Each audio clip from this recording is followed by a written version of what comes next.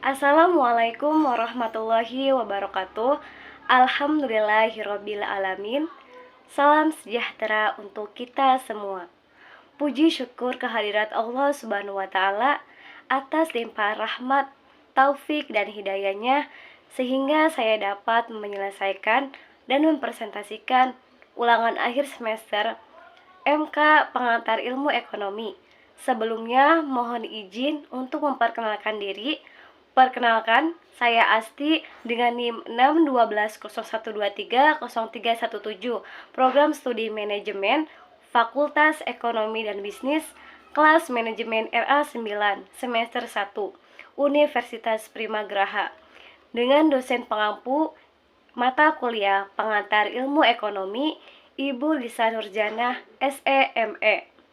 Baik, pada kesempatan ini saya akan menjawab pertanyaan-pertanyaan UAS yaitu: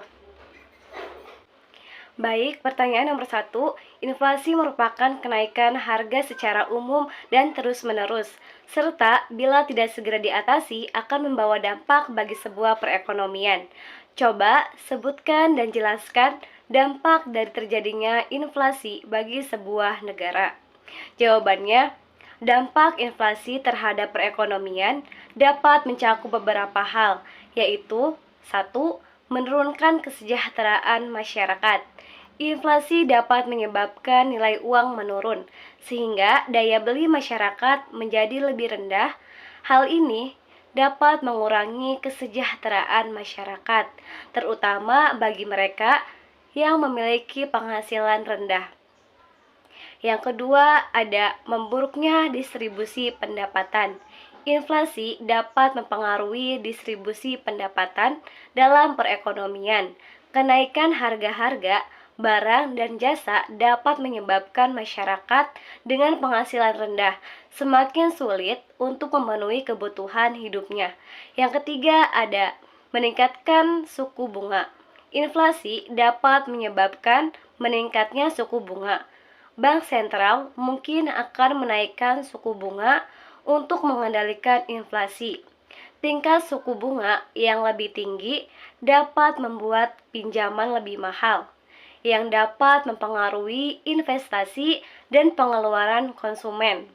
Yang keempat, mendorong investasi spekulatif. Dampak inflasi dapat mendorong investasi spekulatif. Investasi spekulatif adalah investasi yang dilakukan dengan tujuan untuk memperoleh keuntungan yang besar dalam waktu yang singkat. Investasi spekulatif dapat memperburuk kondisi perekonomian suatu negara. Dan yang kelima yaitu menurunnya minat menabung. Inflasi dapat mengurangi minat masyarakat untuk menabung. Ketika harga-harga barang dan jasa terus naik, nilai uang yang disimpan dalam bentuk tabungan akan tergerus. Hal ini dapat mengurangi keinginan masyarakat untuk menabung dan berdampak pada sumber pendanaan bagi sektor-sektor ekonomi.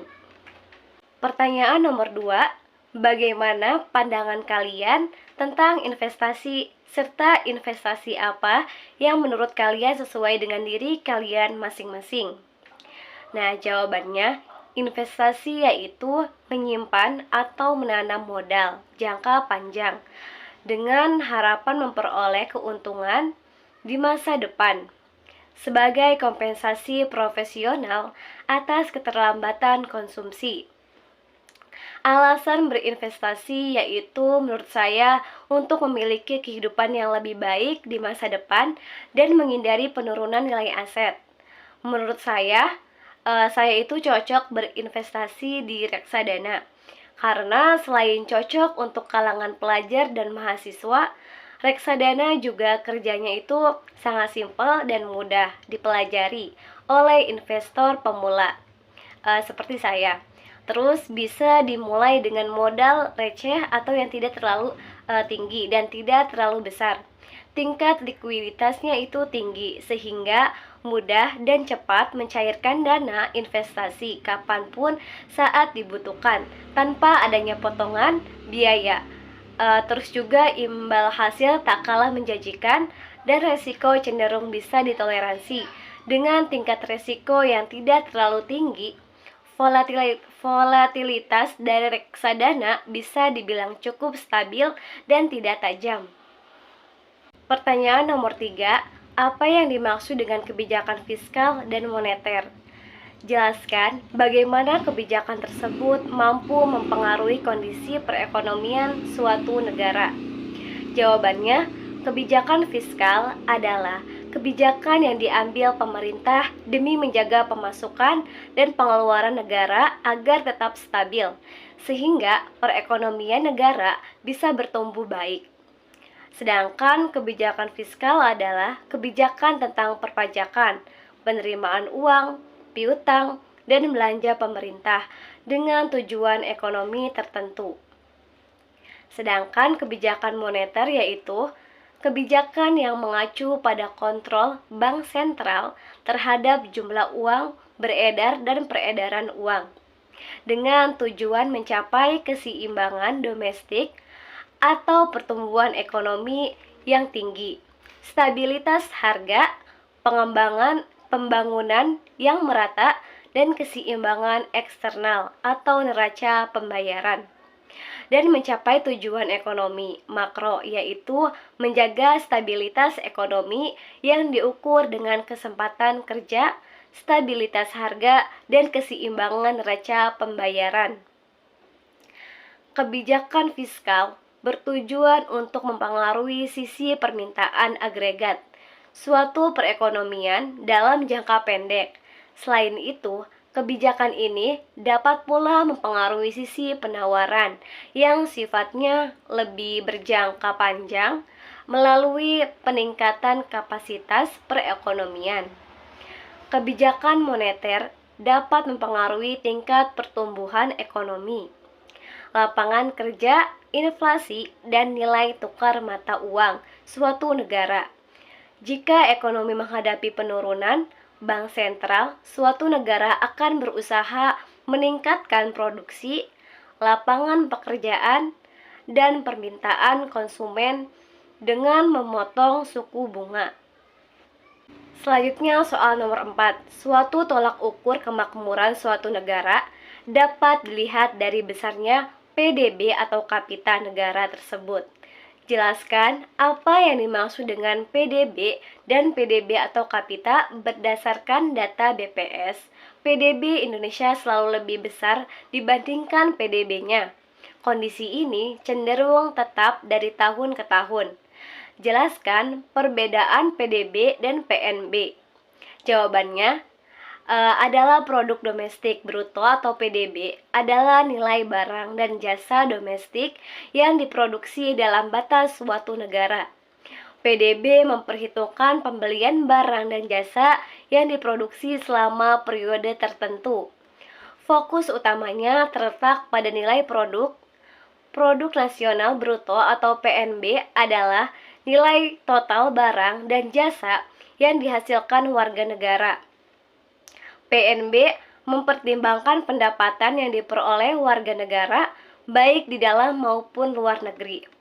Namun, tidak termasuk pendapatan warga asing yang tinggal di negara tersebut.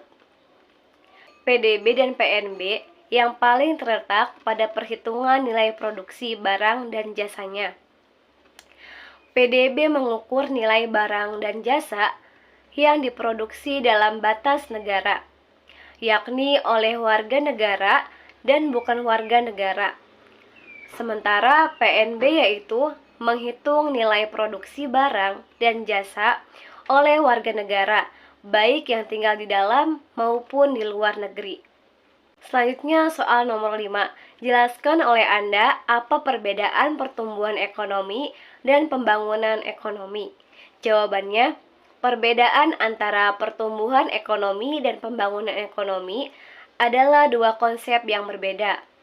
Pertumbuhan ekonomi mengacu pada peningkatan jumlah produk, barang, dan jasa dalam suatu negara.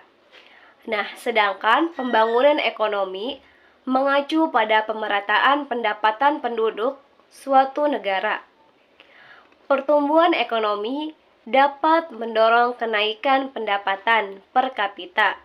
Sedangkan pembangunan ekonomi memperhatikan kualitas hasil produksi. Sistem pemerintahan dan sistem ekonomi yang diterapkan juga mempengaruhi pembangunan ekonomi. Baiklah, cukup sekian dari saya. Terima kasih atas perhatiannya. Kurang lebihnya saya mohon maaf. Wassalamualaikum warahmatullahi wabarakatuh.